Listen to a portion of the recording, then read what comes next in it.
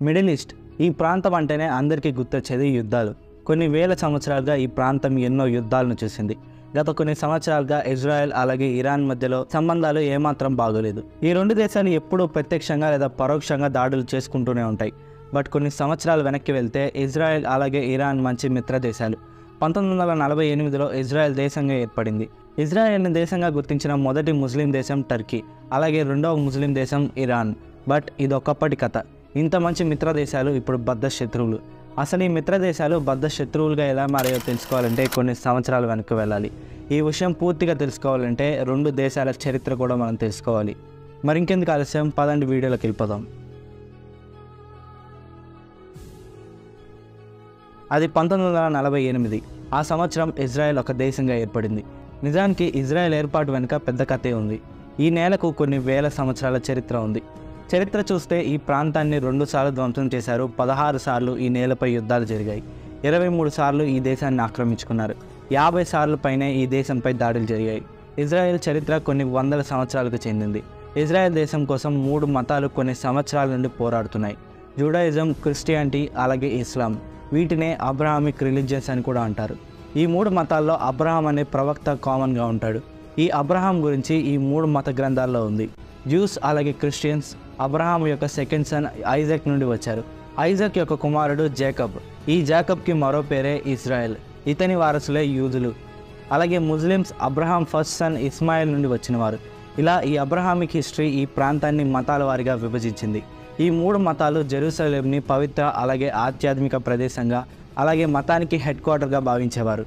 ఇలా జెరూసలేం అనేది ఈ 3 మతాలకు ప్రసిద్ధి చెందింది. చరిత్ర ప్రకారం ఈ ఇజ్రాయెల్ ప్రాంతాన్ని కింగ్ డేవిడ్ అలాగే ఆయన కొడుకు కింగ్ సోలమన్ కట్టారు.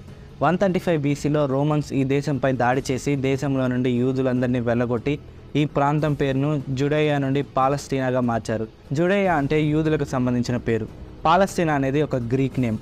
యూదులకు ఈ ప్రాంతానికి ఉన్న సంబంధాన్ని తీసివేయడానికి రోమన్స్ ఈ పేరును పెట్టారు. అలా ఈ ప్రాంతం నుండి యూదులందరూ రోమన్ ఎంపైర్ అలాగే యూరప్ అంతా చెదిరిపోయారు. బట్ ఎక్కడికి వెళ్ళినా జ్యూస్ని ఘోరంగా చంపేసేవారు. ప్రతి చోట యూదులపై దాడులు జరిగేవి. ఈ దాడులు 19వ శతాబ్దం వరకు కొనసాగాయి. దీంతో 19వ శతాబ్దంలో కొంతమంది యూదులు కలిసి జైనిస్ట్ మూవ్మెంట్ని స్టార్ట్ చేశారు. యూదులపై దాడులు ఆపడానికి, యూదా జాతిని కాపాడటానికి ఈ మూవ్మెంట్ని స్టార్ట్ చేశారు. ఈ జైనిస్ట్ మూవ్మెంట్కి 2 గురులు ఉన్నాయి. మొదటిది యూదులపై దాడులు ఆపడానికి, రెండవది యూదులందరినీ తిరిగి వారి పాత నివాసపురమైన ఇజ్రాయెల్కి తీసుకువెళ్ళడానికి. చైనీస్కి చైనా దేశం ఎలా అవసరమో అలాగే యూదులకు కూడా యూదా దేశం కావాలని ఈ జైనిస్ట్ యూదుల భావన. ఈ జైనిస్ట్ మూవ్మెంట్ వల్ల 19వ శతాబ్దం చివరికల్లా చాలామంది యూదులు పాలస్తీనాకి మైగ్రేట్ అయ్యారు. 1903 కల్లా దాదాపు 30,000 మంది యూదులు తిరిగి పాలస్తీనా చేరారు. 1914 కల్లా మరో 40,000 మంది యూదులు తిరిగి పాలస్తీనా చేరారు. 1914లో మొదటి ప్రపంచ యుద్ధం మొదలైంది. అప్పటిదాకా ఉన్న ఒట్టోమన్ ఎంపైర్ అంతా బ్రిటిష్ చేతుల్లోకి వెళ్ళిపోయింది. అందులో పాలస్తీనా కూడా ఉంది. మొదటి ప్రపంచ యుద్ధం ముగిసేసరికి పాలస్తీనా కాస్త బ్రిటిష్ పాలస్తీనాగా మారింది. బ్రిటిష్ మొదట్లో తిరిగి వస్తున్న యూదులను అనుమతించింది. బట్ ఆ సమయంలో పాలస్తీనాలో అరబ్స్కి జ్యూస్కి గొడవలు మొదలయ్యాయి. 2 వైపులా దాడులు జరిగాయి. దీంతో 1930 కల్లా బ్రిటిష్ యూదులను అనుమతించడం ఆపేసింది. బట్ అప్పుడే సీన్లోకి నాజీ పార్టీ ఎంటర్ అయింది. జర్మనీలో దాదాపు 60 లక్షల యూదులను చంపేశారు. దీంతో మిగిలిన యూదులంతా పెద్ద మొత్తంలో అమెరికాకి అలాగే పాలస్తీనాకి వెళ్ళిపోయారు. దీంతో 1944 కల్లా పాలస్తీనా పాపులేషన్లో 33% మంది యూదులే ఉన్నారు. దీంతో ప్రపంచమంతా జ్యూస్కి సొంత దేశం గురించి ఆలోచించడం మొదలుపెట్టాయి. 1947లో ఈ గొడవలు తీవ్ర స్థాయికి చేరాయి. దీంతో బ్రిటిష్ పాలస్తీనాని 2 దేశాలుగా డివైడ్ చేయాలని UN నిర్ణయం తీసుకుంది. యూదులకు ఇజ్రాయెల్ అలాగే అరబ్లకు పాలస్తీనా, జెరూసలేంని ఒక ఇంటర్నేషనల్ జోన్గా చేయాలని UN ప్లాన్ చేసింది. బట్ ఈ ప్లాన్ ఘోరంగా ఫెయిల్ అయింది. జరుగుతున్న దాడులను కంట్రోల్ చేయడంలో బ్రిటిష్ కంప్లీట్గా ఫెయిల్ అయింది.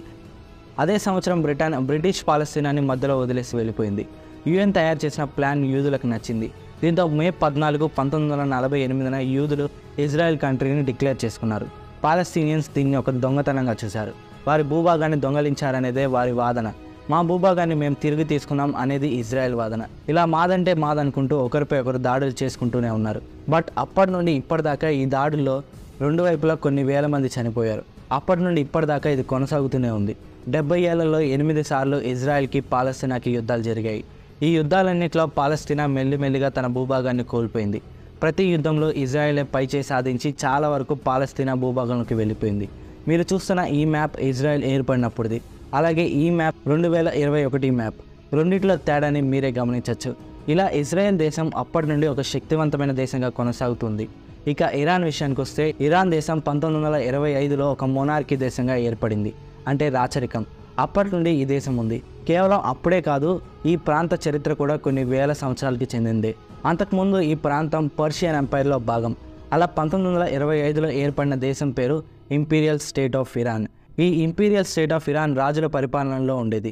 ఈ రాజులు అమెరికా అలాగే వెస్టర్న్ దేశాలతో మంచి సంబంధాలను కలిగి ఉండేవారు. అప్పట్లో ఈ దేశాన్ని పాలించిన మొహమ్మద్ రాజా పెహలావి కాలంలో ఇజ్రాయెల్ దేశంగా ఏర్పడింది. ఇజ్రాయెల్ ఏర్పడినప్పుడు ఇరాన్ ఇజ్రాయెల్కి వ్యతిరేకంగానే ఉండేది. చాలాసార్లు ఇజ్రాయెల్కి వ్యతిరేకంగా ఇరాన్ ఓట్ చేసింది. కానీ 1953లో పరిస్థితులు మారాయి. వెస్టర్న్ దేశాలతో మంచి సంబంధాల కోసం ఇరాన్ ఇజ్రాయెల్ని దేశంగా గుర్తించింది. దీంతో అప్పటి నుండి ఈ రెండు దేశాల మధ్య సత్సంబంధాలు ఏర్పడ్డాయి. ఈ దేశాలు వ్యాపార ఒప్పందాలు కూడా చేసుకున్నాయి. ఇజ్రాయెల్ 40% ఆయిల్ని ఇరాన్ నుండే పర్చేస్ చేసేది. అలాగే టెక్నాలజీ, అగ్రికల్చర్ ప్రొడక్ట్స్ కోసం ఇరాన్ ఇజ్రాయెల్ మీద డిపెండ్ అయ్యేది. ఇలా రెండు దేశాలు అలైస్గా ఉండేవి. కానీ ఈ స్నేహం ఎంతో కాలం లేదు. 1979లో ఇరాన్లో ఇరానియన్ మూమెంట్ మొదలైంది. ఈ మూమెంట్లో ప్రజలు మొనార్కీ గవర్నమెంట్పై తిరగబడ్డారు. దీంతో చేసేదేమీ లేక మొహమ్మద్ రేజా పెహలావి ఇరాన్ వదిలి వెళ్ళిపోయాడు. దీంతో అప్పుడు వేరే దేశాల్లో ఉన్న అయోతల్లా ఖొమేనీ ఇరాన్కి తిరిగి వచ్చాడు. దీంతో ఇరాన్లో మొనార్కీ పడిపోయింది. మళ్ళీ కొత్త ఇస్లామిక్ రిపబ్లిక్ దేశంగా ఈ దేశం ఏర్పడింది. దీంతో ఇంపీరియల్ స్టేట్ ఆఫ్ ఇరాన్ కాస్త ఇస్లామిక్ రిపబ్లిక్ ఆఫ్ ఇరాన్గా మారింది. అంతేకాదు అయోతల్లా ఖొమేనీ ఇరాన్కి సుప్రీం లీడర్ అయ్యాడు. ఈయన కిందే దేశ అధ్యక్షులు, ప్రధానమంత్రులు ఉంటారు. అయోతల్లా ఒక మత పెద్ద. దీంతో ఇతనికి పాశ్చాత్య దేశాలన్నా ఇజ్రాయెల్ అన్నా ఏమాత్రం ఇష్టం లేదు. దీంతో అప్పటిదాకా రెండు దేశాల మధ్య ఉన్న సంబంధాలు ఒక్కసారిగా తెగిపోయాయి. అంతేకాదు యుఎస్, బ్రిటన్ అలాగే ఇజ్రాయెల్ని వారు శత్రువులుగా భావించారు. ఇక అప్పటి నుండి ఈ ఇజ్రాయెల్, ఇరాన్ శత్రు దేశాలుగా మారాయి. అలా అప్పుడు మొదలైన శత్రుత్వం ఇప్పటికీ కొనసాగుతూనే ఉంది. దీని గురించి మీరేమనుకుంటున్నారో కామెంట్ చేయండి. So that's the story. మళ్ళీ కలుద్దాం మరొక ఇన్ఫర్మేటివ్ వీడియోతో. వీడియో నచ్చితే ఖచ్చితంగా లైక్ చేసి మా ఛానల్ని సబ్స్క్రైబ్ చేసుకోండి. Thanks for watching.